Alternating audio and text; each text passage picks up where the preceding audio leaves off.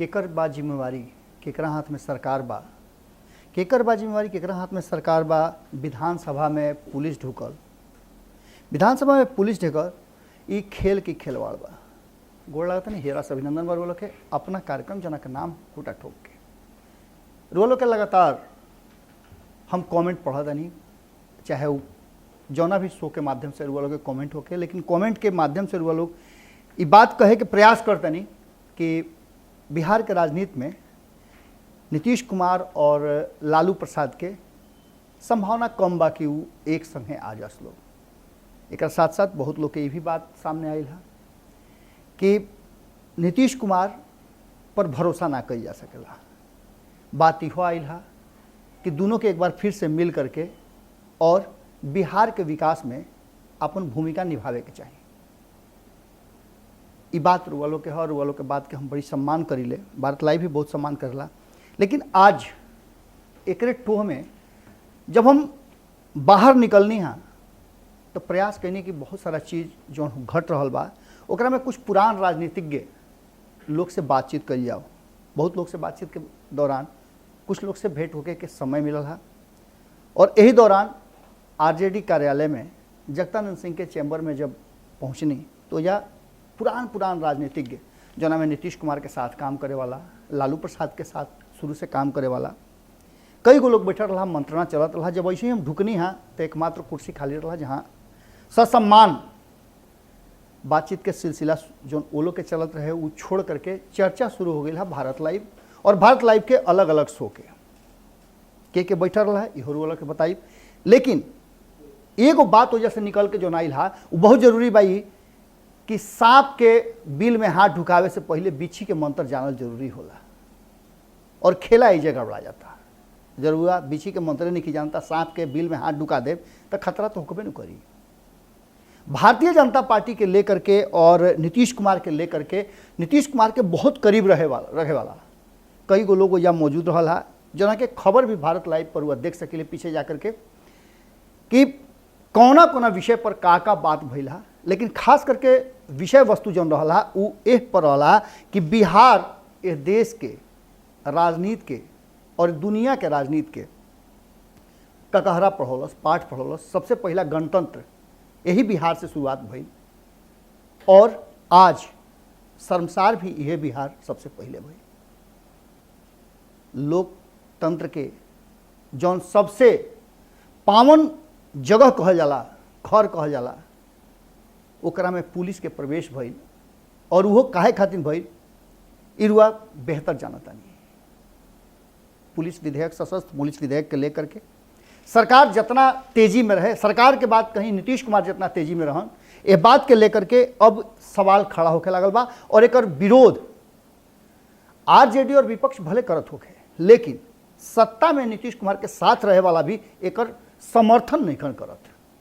मजबूरी बा कि सरकार समस्या में मत आ जाओ एकरा के लेकर के और पूरा योजनाबद्ध तरीका से जब अंतिम दिन सत्र चले के रहे एक दिन पहले अचानक से बिल ले आवल जाता और सदन में एकरा के पास करावे के प्रयास कल जाता और माहौल खड़ा कल जाता जौना से कि विधानसभा में 21 पास हो जाओ। एकरा खातिर नीतीश कुमार के नीति लागल और नीति लगला के बाद नीतीश कुमार जी ऐसा माहौल पैदा कैले कि विपक्ष कोनो तरीका से या तो बाहर हो जाओ या फिर मार पीट के ओकरा के बहरी कर दिया जौना से कि इस बिल के पास करे में कोनो तरह के समस्या मत होके, विपक्ष बहरी हो जाओ और हम बिल के पास कर दी। कारण कि विधान परिषद में बहुमत में सरकार बा, ऐसे ओइजा समस्या ना हुई।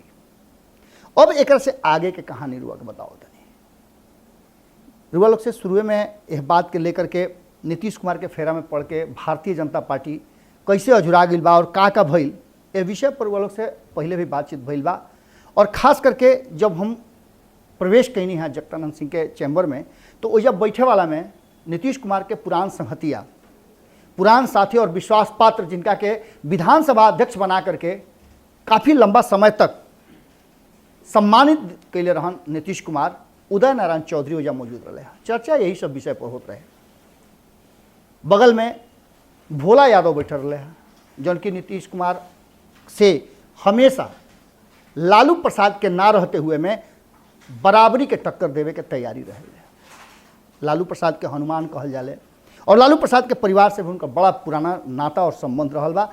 बड़ी करीब से लालू प्रसाद और नीतीश कुमार के राजनीति के देखले बारे। एगो कुर्सी पर श्याम रजक बैठक हुए और चर्चा यही विषय के भइल कि हम पंचनामा देखनी, पंचनामा में कौना विषय पर बातचीत भइल, हम रातों रात देखनी, हम भोरे भोर देखनी और यही सब विषय पर चर्चा होत रहे।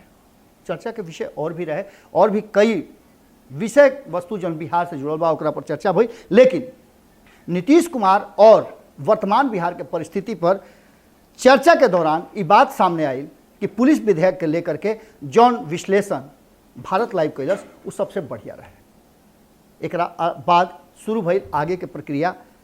जगतानंद सिंह से बातचीत के दौरान हम सीधे तौर पे जब सवाल कैनी कि हम आयल बनी रुआ से पूछे खातिर, चूँकि रुआ पार्टी के अध्यक्ष बानी, जिम्मेवार व्यक्ति भी बानी और पुरान राजनीतिज्ञ बानी, तो रुआ बताई कि जे कुछ भी विधानसभा में भइल ओकरा विषय पर राउर मत का बा, रुआ पार्टी के मत का बा और आगे रुआ लोग का करे जा रहल बानी।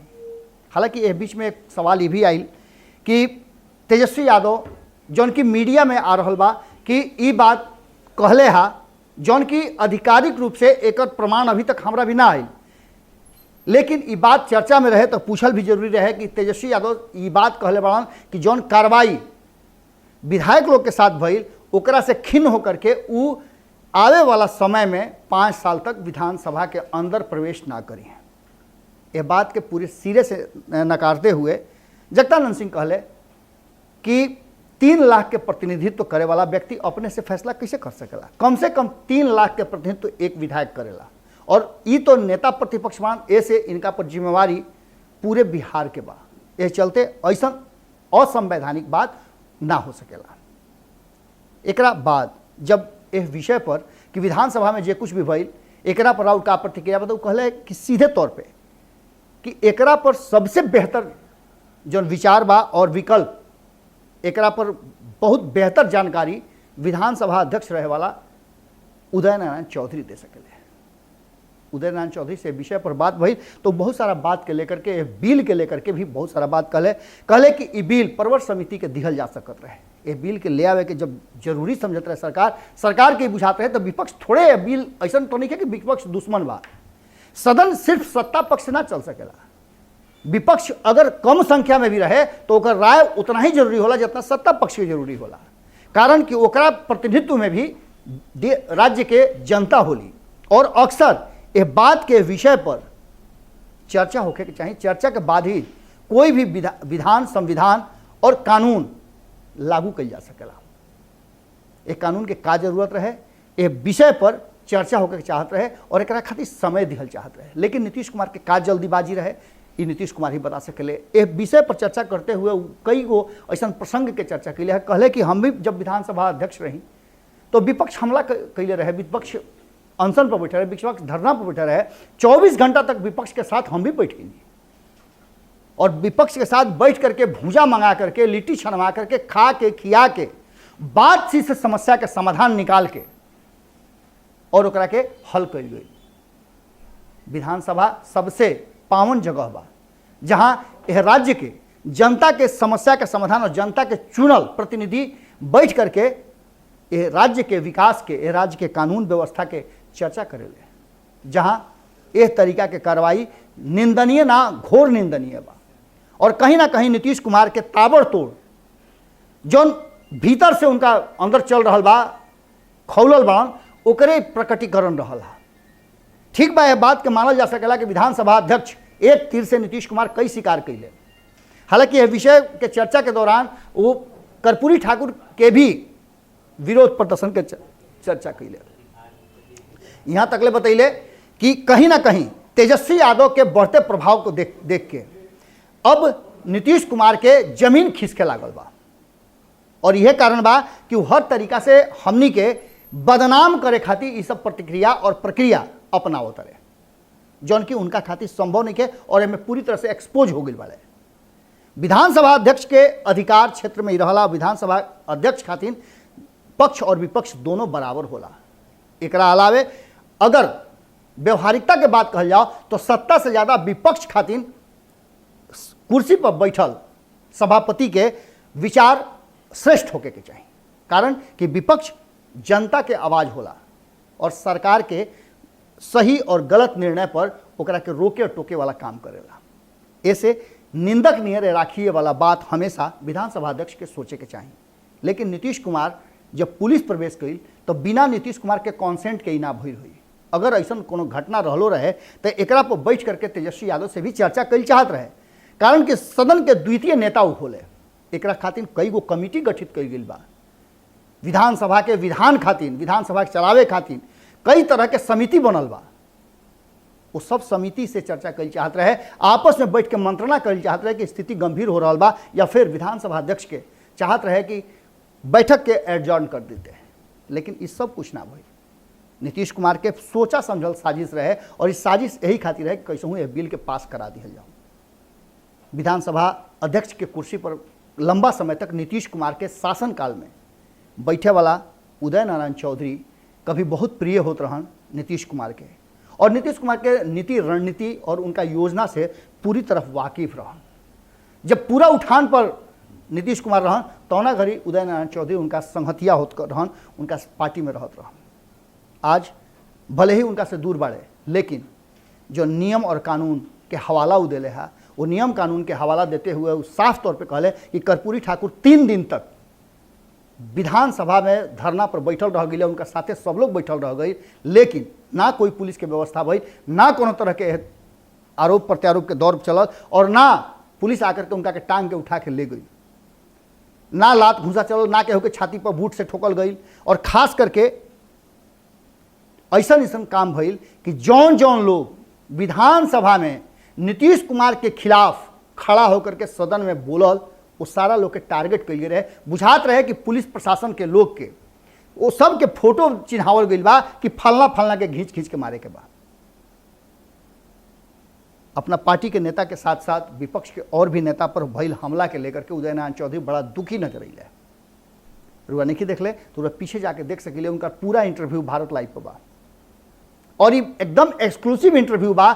जब एक विधानसभा अध्यक्ष और लंबा समय तक रहे वाला, काफी सम्मान प्राप्त करे वाला नेता अगर ये बात बोलता और नियम कानून के हवाला देके बोलता, तो निश्चित रूप से एकरा पर गौर और विचार करे वाला बात जरूर बा। वर्तमान परिस्थिति में जौना तरीका से विजय नारायण चौधरी बहुत लंबा समय तक विधानसभा अध्यक्ष रहल बाड़न, उनकर भी बात, और वर्तमान में वह विधानसभा के संचालन भी कर रहल बाड़न। विजय सिन्हा के बात कर ली, जो कि वर्तमान में भारतीय जनता पार्टी के कोटा से बाड़न, और उनका अध्यक्ष बनला के बाद लगातार उनका पर आरोप प्रत्यारोप हो रहा बा। खुद उनके पार्टी के लोग और लौकुश समीकरण गढ़े वाला कहल तो इहो जा रहा बा कि भारतीय जनता पार्टी में कुछ लोग ऐसा बा जौन की नीतीश कुमार के अभी भी सपोर्ट कर रहा बा। एक साथ साथ ये भी बात दबे जुबान में, या फिर कहली कि खुल करके वो चर्चा के दौरान जब जगदानंद सिंह के चैम्बर में बैठ करके बातचीत होत रहा, वो दौरान भी ये बात सामने आई था कि नीतीश कुमार एक तीर से कई शिकार करता रहे। नीतीश कुमार के ये बर्दाश्ते नहीं है कि भारतीय जनता पार्टी के विधानसभा अध्यक्ष और सभापति होके। ये चलते विजय कुमार सिन्हा के लगातार टारगेट कई जा रहा बा। खैर, ये सब बात के अलावे बहुत सारा बात ऐसा आइल हा जौना के लेकर के जवाबदेही केकरा पर बा। नीतीश कुमार कहीं ना कहीं भारतीय जनता पार्टी के साथ जौन व्यवहार कर रहा बड़े, हमनी के साथ तो करते बड़े, लेकिन भारतीय जनता पार्टी के भी अब उस समय आ गई बा कि भारतीय जनता पार्टी के चारों खाने चित होके के पड़ी। कटघरा में सरकार खड़ा बा, और सरकार के संगे जितना नीतीश कुमार दोषी बाड़े उतने दोषी भारतीय जनता पार्टी भी बा। भारतीय जनता पार्टी के बात के संज्ञान में लेहल चाहत रहे कि विधानसभा के अंदर ऐसा कार्रवाई मत होके, पर भारतीय जनता पार्टी तो खुद एह तरीका के कार्रवाई और विस्फोट करे में माहिर मानल जाला। जब विधानसभा अध्यक्ष की तरफ उंगली उठा करके लोग बात करे, कुर्सी के सम्मान ध्वस्त होते रहे, तो ऐसा स्थिति में इस सरकार से और का अपेक्षा कही जा सकेला। लगातार नीतीश कुमार के जौन नया तेवर और नया प्रयोग बा, वो प्रयोग कहीं ना कहीं आवे वाला समय में कठिन दौर के तरफ लेके जा रहा बा। इस चर्चा और विषय में आज खूंटा ठोक में कहे के पीछे सिर्फ कारण अपने रहल हा कि बिहार और बिहार के राजनीति, बिहार में जौन माहौल बा, वो माहौल के रुआ लोग तक पहुँचावल। सरकार भले ही चल रहा बा, सरकार भले ही बात के दावा कर रहा बा कि 5 साल चली, लेकिन जौन स्थिति बा वो स्थिति के लेकर के आरजेडी के लोग के दावा बा कि सरकार स्वतः नीतीश कुमार भागी हैं। कारण कि नीतीश कुमार के बर्दाश्ते नहीं है कि वो अपना साथ वाला व्यक्ति से कमजोर होकस। ये बात लोग से बहुत पहले से हम कहता नहीं, और आज ये बात जौन पुरान राजनीतिज्ञ बा, बिहार के बहुत करीब से देख रहा बा, नीतीश कुमार के बहुत करीब से देखे वाला लोग बा, उस सारा लोग के कहना बा कि नीतीश कुमार जौना स्थिति में बा वो स्थिति में वो ज़्यादा डैमेज सबके कर दी हैं, बिहार के डैमेज करी हैं। ये बात के हमनी के डर बा और यह कारण बा कि हमनी के ज़्यादा अलर्ट होकर के बिहार के लोग के जगावे खातिर तैयारी करते हैं। नीतीश कुमार के असही छोड़े वाला कोनो बात नहीं है। नीतीश कुमार के माफ़ी मांगे के पड़ी जे कुछ भी भइल, और एक साथ साथ विधानसभा अध्यक्ष के भी बहुत विवेक के साथ यह विषय पर सोचे के पड़ी। ना तो बिहार तो बदनाम हुए गई बा, बिहार के राजनीति, बिहार के विधानसभा, विधानमंडल और लंबा जौन राजनीतिक इतिहास बा सब बदनाम हो रहा बा। एकरा के लेकर के सबके विवेक से काम लेवे के पड़ी और जौन कार्रवाई भइल ओकरा खातिर क्षमा और क्षोभ दोनों प्रदर्शित करे के पड़ी। आज के खूटा ठोक में एजे विराम देतनी। कल फिर वालों से मुलाकात हुई, नया विषय राजनीति के चर्चा हुई और बिहार के वर्तमान परिस्थिति से लेकर के आवे वाला समय तक सब हिसाब किताब वालों के सामने दिखावे के प्रयास कल जाए। देखत रही सब भारत लाइव। गोड़ लागत। अगर ये वीडियो पसंद आई और वह बिहार के राजनीति और बिहारियत से सरोकार रखेनी तो सब्सक्राइब बटन दबा के चैनल के सब्सक्राइब कर ली। ओजे एगो घंटी बा, ओकरा बटन दबा देला से कुल सटीक और मारक खबर रुआ मुफ्त में मिल जाई। अगर रुआ पत्रकारिता के हमनी के नया प्रयोग में सहयोग कर चाहतानी तो ज्वाइन बटन दबा दी। पेटीएम नंबर नोट कर ली 9386816700। धन्यवाद।